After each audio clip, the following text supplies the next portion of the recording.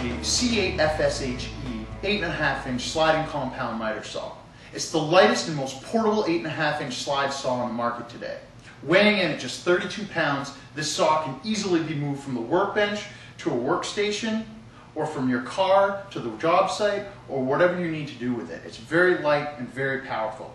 The saw comes fully loaded with a laser light, LED work light. It features a 9.5 amp motor that runs at 5,500 RPM, so you're going to get a really smooth, clean cut. It also has the best-in-class dust collection with a dust collecting bag here, which is easily removed, unzipped, emptied, and reattached to the saw. It also has a 5-year professional warranty, so you know you're going to be covered, and it's backed by Hitachi, so you know you're buying a good product. I'll now show you how easy it is to change the blade on the 8.5-inch sliding compound miter saw. First thing you want to do is make sure that your power is disconnected. You never want to attempt changing the blade without the power being disconnected first. The only tool you're going to need is the included hex wrench.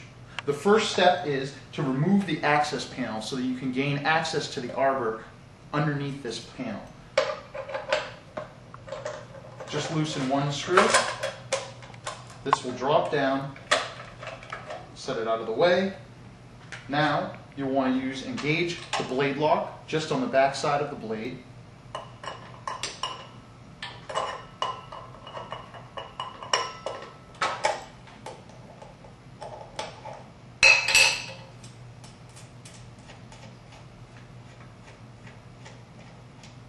Remove the arbor bolt, which in this case is a reverse thread, because all chop saws, the threads are reversed so that when the blade is spinning, if for any chance the bolt was loose, it would tighten the bolt as opposed to loosening. Next, remove the washer. Manually raise the blade guard. Remove the blade. Now in this instance we have a 24-tooth framing blade. This comes with the saw and can be used for cutting dimensional lumber and doing rough framing and cuts that don't need to have splinter-free results. Now we're going to put the 60-tooth blade on, which is used for doing finer cuts in paneling or molding, crown molding, anything where you need a really fine cut. Make sure that the teeth are facing in this direction because this is the way that the saw will cut. You want to have the printed side facing out. Slide the blade guard up, insert the blade back up into position, make sure that it's securely over the arbor of the tool, put the washer back on the saw, and thread the arbor bolt back in. Again, remembering it's reverse for most thread types. So to tighten, you want to turn to the left. To loosen, you want to turn to the right. Engage the blade locking device on the back side. Hand tighten, make sure you don't over tighten. Slide the arbor guard back in place.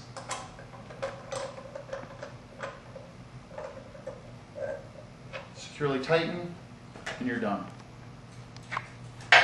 Now we can plug the tool back in and begin cutting. The C8FSHE comes equipped with a laser line. This can be used to mark either the left, right, or center of the saw cut. In this instance, we're going to set it up so that we can cut and make our mark so that the blade cuts evenly along this pencil mark that we've made here. Now the first thing we're going to do is calibrate the laser. So we're going to make a quick test cut.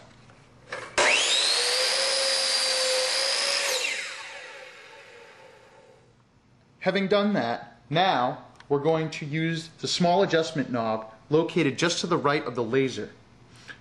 By turning this, we can move the line further to the right or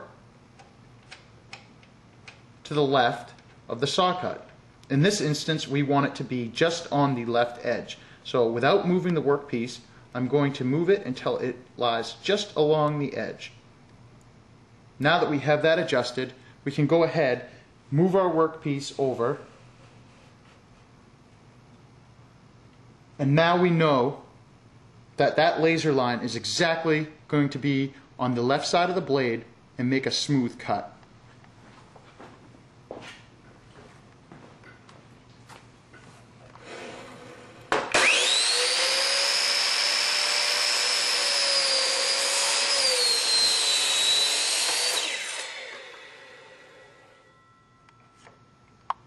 Perfect. Now that we've calibrated the laser so that it cuts just on the left side of the blade, we can now use that to align to absolutely any angle that the miter saw is capable of cutting, and eliminates all of the guesswork of trying to decide what angle you're trying to cut.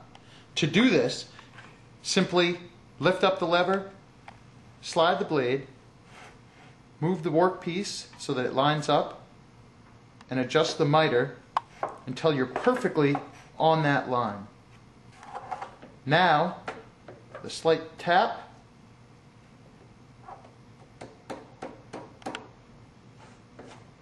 we can twist the handle, lock the miter at that specific angle, and now we can make our cut without having to do any measuring or figuring out any type of angle.